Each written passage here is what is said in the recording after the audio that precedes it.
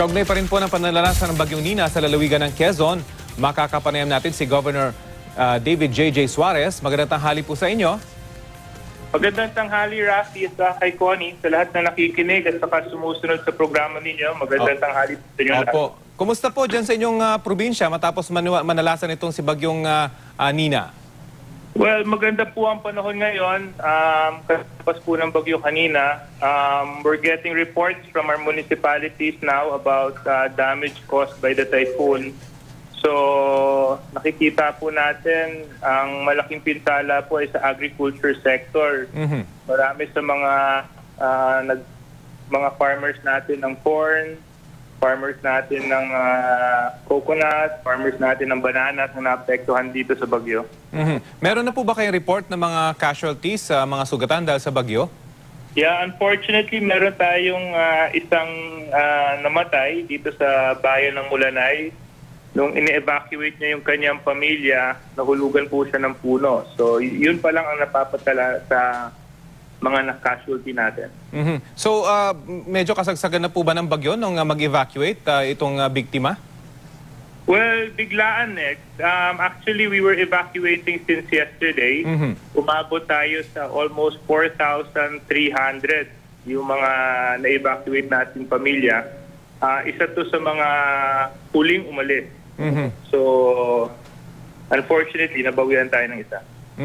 At yung mga nasa evacuation centers, kumusta naman po, Governor? Pwede na ho ba silang umuwi or nakauwi na ho sila? Marami sa kanila nag-uuwian na sa kanilang mga tahanan. Nagpapasalamat ako sa magandang aksyon at paghahanda ng mga municipal mayors natin.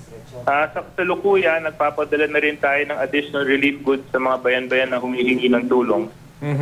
May mga lugar pa po ba kayong mga hindi makontak at mapuntahan dahil sa mga nakahambalang na puno? Sa mga video kasi nga pinapakita po mula dyan sa inyong probinsya ay napakaraming punong natumba at may mga landslide pa, Governor. Well, napakagandang tanong yun kasi experience namin sa Glenda 4 years ago, isa yun sa mga naka-apekto talaga sa pagdadala ng tulong natin sa mga bayan-bayan nung hindi natin clear kagad yung ating malansangan at mga kalsada. Nagpapasalamat ako sa DPWH na mabilis yung aksyon nila pagdating sa clearing operations together with the provincial government and the municipalities concerned. With respect to communication, we've established communication to all our municipalities already. Kaya nagpapadala na po sila ng mga reports ngayon tungkol sa nangyari sa kanilang mga bayan-bayan. May mga major thoroughfares pa po ba na hindi madaanan or lahat naman po ay open na sa mga sasakyan? Open na po lahat ng mga lansangan natin, highways, major thoroughfares sa probinsya ng Quezon. At kumusta naman po yung inyong supply ng relief goods sa probinsya? Well, maayos naman. Tulad ng sinabi natin kanina, Rafi, bago pa yung Pasko na medyo pinaghandaan na po natin ito, nakapagpa-preposition na tayo ng mga relief goods sa mga bayan-bayan. Just preparing for any eventuality that may happen. So far, we're good. We're just waiting for the damage in the agriculture sector. Hopefully by today or hopefully by tomorrow, makuha na natin yung clear picture pagdating sa pinsala dahil sa Bagyong Nina. So ang inaasahan nyo po talagang malaking damage yung agrikultura, pero sa mga infrastructures naman po, medyo malaki rin ho ba? Dito sa mga damage to properties, ang nakikita ko marami sa mga tahanan made out of light materials ang nasira. But with respect to other infrastructure, wala siguro masyado. At paano yung paghatid natin sa tulong nitong mga nasiraan naman? Meron ho bang programa or ang lokal na pamahalaan dyan? Okay, yung mga bayan-bayan naman natin, meron silang calamity fund na magagamit kaagad. I know some municipalities have already declared a state of calamity.